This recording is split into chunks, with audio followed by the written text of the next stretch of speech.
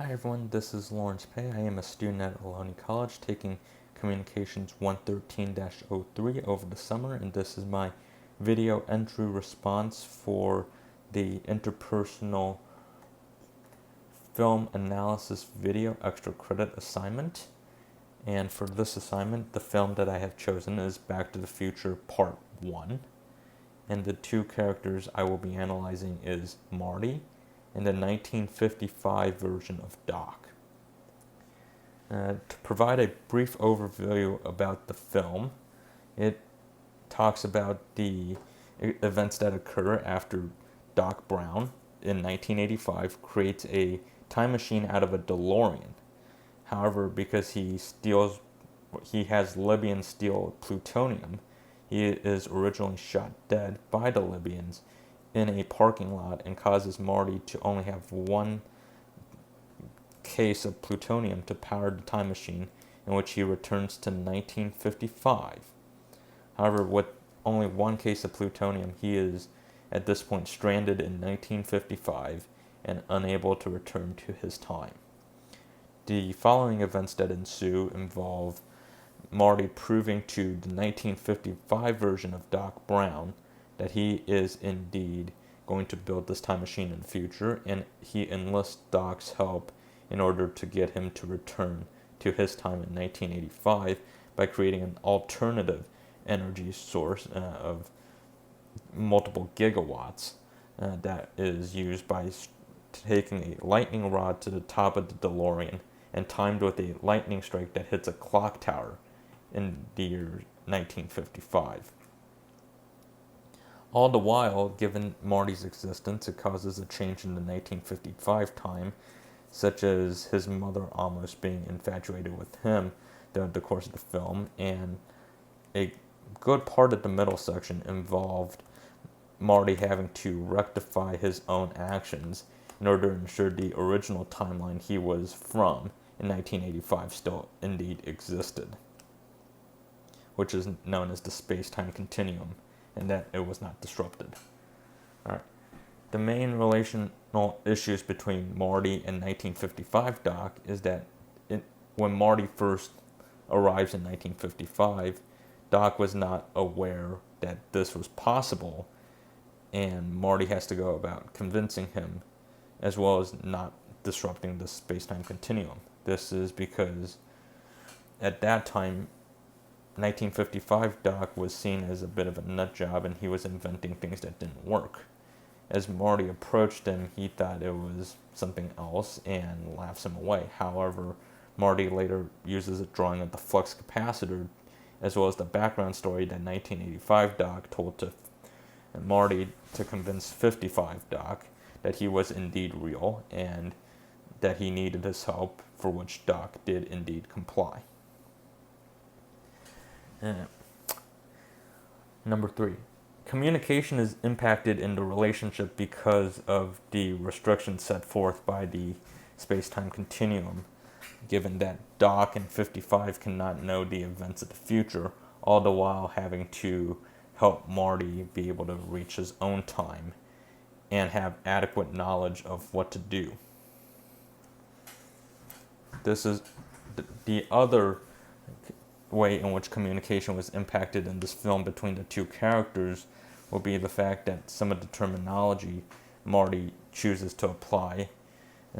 or use in his language isn't really available in Doc's time, and it causes a lot of strain. Along with the fact that Marty also has video and conversations with 1985 Doc, which was not able to be disclosed to 1955 Doc outside of a VHS film, because otherwise, if 1955 Doc knew about his future self 30 years down the line, then the problem would be that actions would be changed and it causes general structure. This can be seen in one of the climaxes of the film, right as Marty is about to escape back to his time to time the lightning strike. He attempts to write a letter, as well as explicitly state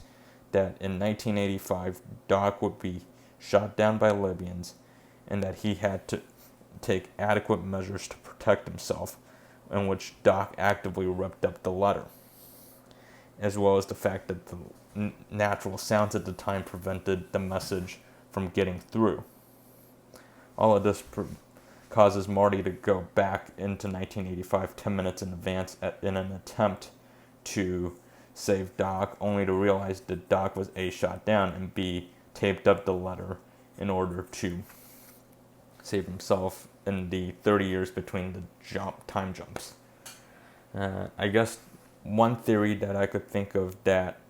would be applicable to the relationship between Marty and 1955 self would be the looking glass self, which is a concept proposed that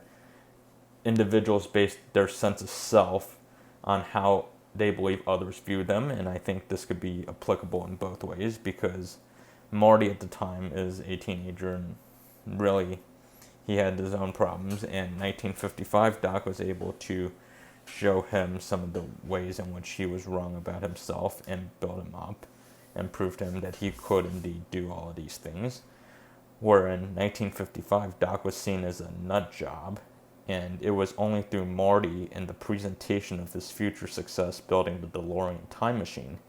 in which Doc recognizes that he didn't waste his existence and most of his fortune in building these scientific equipments. And this could be seen as part of the looking glass self, because through Doc in 55, Marty was able to perceive himself as more confident because of the belief that Doc had in him, and Doc was able to view himself as more successful because Marty was able to tell him that he would indeed succeed in the future, and that boosted him up. Given the time jumps in the film,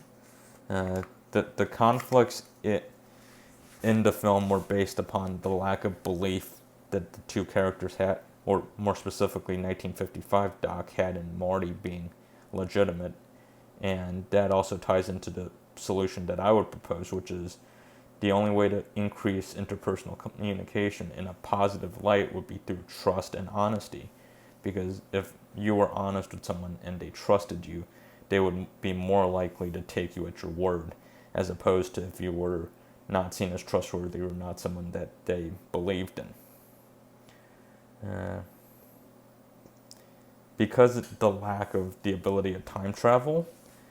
in real life, I would take question number 6 and think of it in a conversation between two strangers, in which case the trust and being more aware of one another amongst the two people would indeed be effective in increasing interpersonal communication, because again, if there is more trust involved, people are more likely to do and believe and open up.